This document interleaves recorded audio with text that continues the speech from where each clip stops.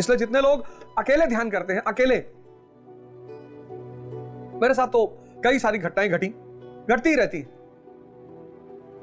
जहां मैं अपने गुरु के प्रेजेंस को साक्षात देखता हूं, वो एक अजब सी ऑरा आपसे जुड़ जाती है। जितने लोग अकेले ध्यान करना शुरू करते हैं, अकेले गुरु के अभाव में, वो बहुत भटकते हैं, बहुत परेशान होते हैं और बाद में छोड़ देते हैं। उसकी वजह यह है कि रास्ता थोड़ा सा दुर्गम है, असंभव नहीं है, दुर्गम है। तो जब आप आगे बढ़ते हैं तो चुनौतियां सामने आती हैं। अब उन चुनौतियों से निपटने में एक शक्ति काम करेगी, वो गुरु की शक्ति आपको घेर के रखती है। जहां आपने स्मरण किया, भगवान अलगनंद की जय, जहां आपने स्मरण किया, वो शक्ति आपके चारों तरफ घेरा बना लेगी। ये सारा ब्रह्मांड वाइब्रेशन का ही तो खेल है। लोग कहते हैं ना कि भैया ट्रेन लेट होती रही, गुरु महाराज के नाम लेट चला गया, आधा घंटा बाद आई। अब हर बार तो ऐसा नहीं होगा कि आप हर बार जाए, हर बार लेट, आधा घंटा, ट्रेन आधा घंटा है। लेकिन कभी कभी वो शक्ति प्रकृति की आपको मदद कर देगी। इतना बड़ा वो शुद्ध चैतन्य, जितने जागृत लोग हैं वो शुद्ध चैतन्य हैं। जब आप उनको स्मरण करते हैं, उनकी चेतना आपको चारों तरफ से घेर लेती है। जब आप मां को स्मरण करते हैं, मां तुरंत बच्चे के पास आ जाती है। बच्चा रोया नहीं कि मां हाजिर,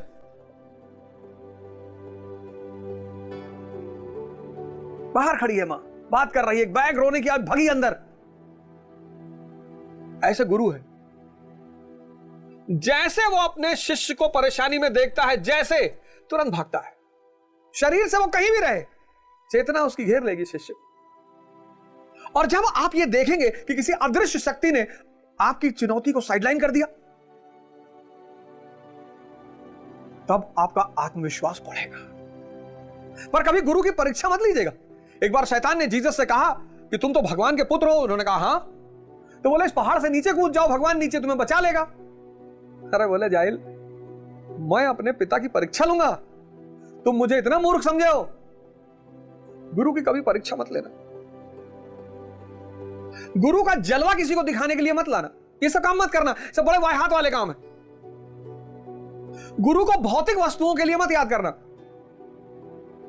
गुरु महाराज एक सुंदर लड़की दिलवा दो, ये सब फालतू वाली बात मत करो। ये सब फालतू वाली बातें मत। उसको जहां आना है आपके साथ, वो वहां आपको मौजूद दिखाई पड़ेगा। ये ज्यादातर लोग निराश क्यों हैं? ये ज्यादातर लोग गुरु से निराश क्यों हो जाते हैं? सतही चीजें मांगते हैं उससे। आप ध्यान करिए, साधना करिए, जहां आप फंसेंगे, और फंसेंगे आप जरूर। भाई स्त्री की शक्ति से बाहर निकल पाना आसान है? असंभव, असंभव। इसलिए पुरुषों ने बहुत गाली दिया, क्योंकि उसकी ताकत को पहचान नहीं पाए, और पहचान नहीं पाए प्लस उसको भोगने का प्रयास किया। ताकत को भोग लोगे, ऐसा नचा नचा के मारेगी। आप आश्रम आओ, सब इतनी स्त्रियां आती है, ए माई, अरे देखा माई क्या कर रही थी। गुरु की अदृश्य शक्ति आपको साधना में हर जगह दिखाई पड़ती। जहां आप फंसोगे, तो अर्जुन अब कह रहा भगवान श्री कृष्ण से कि प्रभु, मैं कायर, मैं मोह से ग्रसित, मैं अज्ञानी, मैं कायर, डर रहा हूं, मैं मोह से ग्रसित, मैं अज्ञानी। अब मैं आपकी शरण में आता हूं। हर व्यक्ति को गुरु की शरण में जाना ही पड़ेगा, कोई रास्ता ही नहीं है। समर्पण करना पड़ेगा। समर्पण का मतलब आपसे घर द्वार थोड़ी मांगता है, आपका कुछ मांगता ही नहीं गुरु। आप भाव में आके कुछ, दो तरह से लोग गुरु को दान करते हैं। एक दिखाने के चक्कर में, अरे भैया फलाने आए रहा, हेलीकॉप्टर देके चला गया। बहुत से लोग गुरु महाराज का दान करते हैं, किसी को पता ही नहीं चल पाता कौन देके चला गया। एक भाव का दान होता है, कोई अंदर आंतरिक उपलब्धि हुई आपको, आपने देखा, आपने हृदय से गुरु महाराज को धन्यवाद किया कि बस मिल गया। हो सकता है, संभावना यह है कि आप 20 साल से आश्रम जा रहे हो और आपसे गुरु महाराज बोल ना रहे हो, आपसे बात ना कर रहे हो, आपकी तरफ देख ना रहे हो। इससे दुखी होने की जरूरत नहीं है, इससे दुखी होने की जरूरत नहीं। उनके साथ बहुत करीब लोग चलते हैं,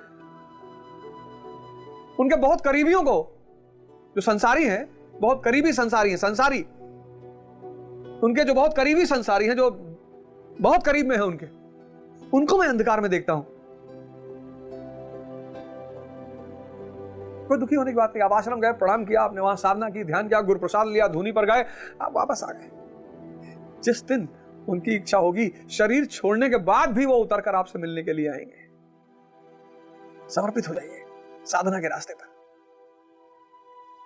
क्योंकि ये रास्ता इतना दुर्गम है, जितने लोग अकेले। इसीलिए इस रास्ते पर एक जीवित गुरु बहुत आवश्यक होता है, बहुत जीवित गुरु बहुत आवश्यक होता है, बहुत। क्योंकि उसकी चेतना, जैस चेतना, आप अपने घर में देखो, आपके घर में कोई बहुत प्रिय आपका बीमार पड़ गया है, आपको बेचैनी होने लगेगी। कहीं कोई घटना हो रही है, आपको बेचैनी होने लगेगी।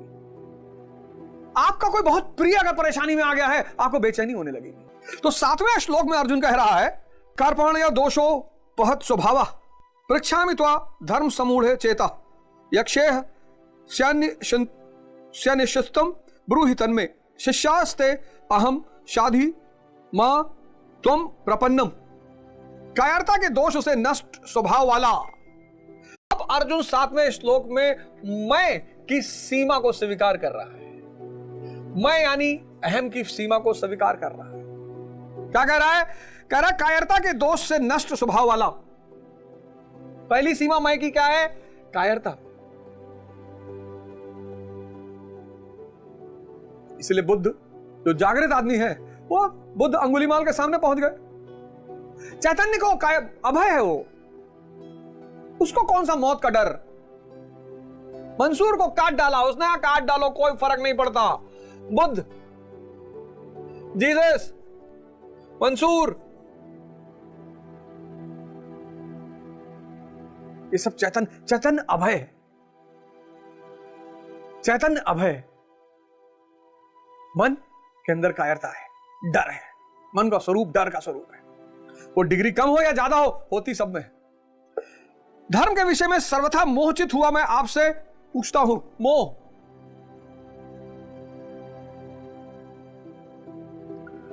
पूछता हूं जो कुछ निश्चित परम कल्याणकारी हो वह साधन मेरे लिए कहिए। मैं आपका शिष्य हूं, आपकी शरण में हूं, मुझे साधिए। केवल शिक्षा ना दीजिए, बल्कि जहां लड़खड़ाऊं वहां संभालिए। यह इस रास्ते का सबसे बड़ा पहलू है, समर्पण। किसको? गुरु को,